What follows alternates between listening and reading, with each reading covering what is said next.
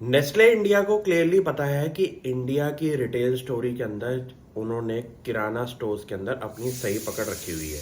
लेकिन उनको ये पता है कि अगर अपने बिजनेस को और कंटिन्यू करना है रैपिड एक्सपेंशन की तरफ, तो नए बिजनेस जोग्राफीज को पकड़ने के लिए उनको नई इनोवेशन लेके आनी पड़ेगी।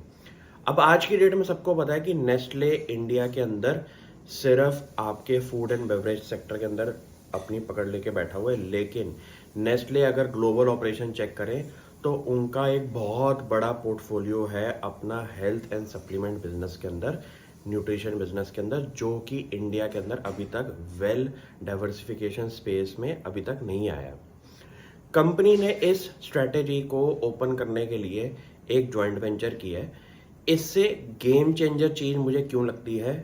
Number one reason, joint venture उन्होंने किसके साथ किया है? डॉक्टर रेड्डीज, जो कि इंडिया की एक बहुत दिग्गज फार्मा प्लेयर है, उनके साथ मिलकर इन्होंने जो जॉइंट वेंचर किया है, जहां पे नेस्ले इंडिया के पास 49%, डॉक्टर रेड्डीज के पास 51% स्टेक होगा।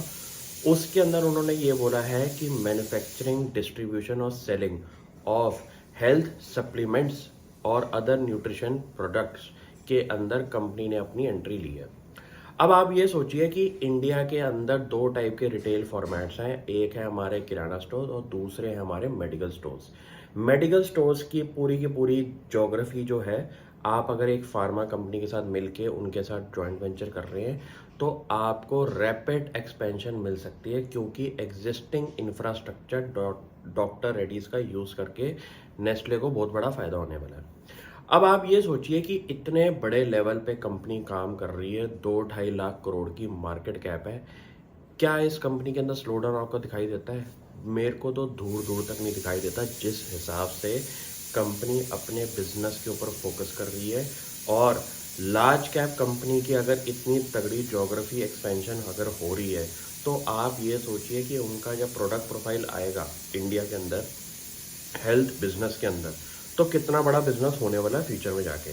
और इसी स्ट्रैटेजी के ऊपर उन्होंने जो पार्टनर भी पकड़ा है उसका भी एक सिग्निफिकेंस होना चाहिए। क्यों? क्योंकि इंडिया में काम करने के लिए अगर आपके पास एक लीडर प्लेयर हो, जहाँ पे यहाँ पे बैठा है हमारा डॉक्टर रेड्डीज, तो आपका बिजनेस स्पीड अप करने के लिए ज़्यादा टाइम नहीं लगेगा। ये स्ट्रैटेजी के पर्पज से मेरे को नेस्ले इंडिया पे और आप कह सकते हैं कि पॉजिटिव आउटलुक दिखता है फ्यूचर के अंदर, क्योंकि कंपनी ने अपनी इनोवेशन और डाइवर्सिफिकेशन और प्लस जॉइंट वेंचर के अंदर जो पार्टनर पकड़ा है, उससे समझ में आता है कि सारे के सारे जो कहानी है वो बहुत सटीक वे से कंपनी ने चूज करी है। अब आपने फ्यूचर में ये देखना है कि एक बिजनेस जहाँ पे उनका फूड एंड बेवरेज चल रहा है, उसको और तेज़ी से कंपनी फोकस पे बढ़ा रही है, प्लस एक नया बिजनेस वर्टिकल जो उन्होंने शुरू किया है उसके अंदर क्या प्रोग्रेस होती है फ्यूचर के अंदर। अगले 3 से 5 साल के टाइम पीरियड के अंदर आपको ये वाला बिजनेस भी बहुत बड़ा हुआ दिखाई दे सकता है, हेल्थ बिजनेस।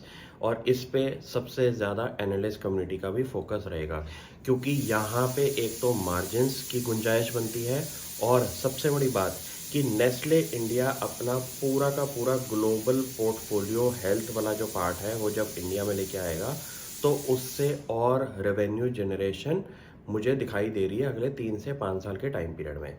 इस कंपनी को आप ये मत समझिए कि लार्ज कैप कंपनी कितना ग्रो हो सकती है। नंबर सिर्फ ग्रोथ रेट पे आप फोकस करें। पिछले 22 क्वार्टर से कंपनी 20% से ऊपर की ग्रोथ रेट दिखा रही है। Thank you.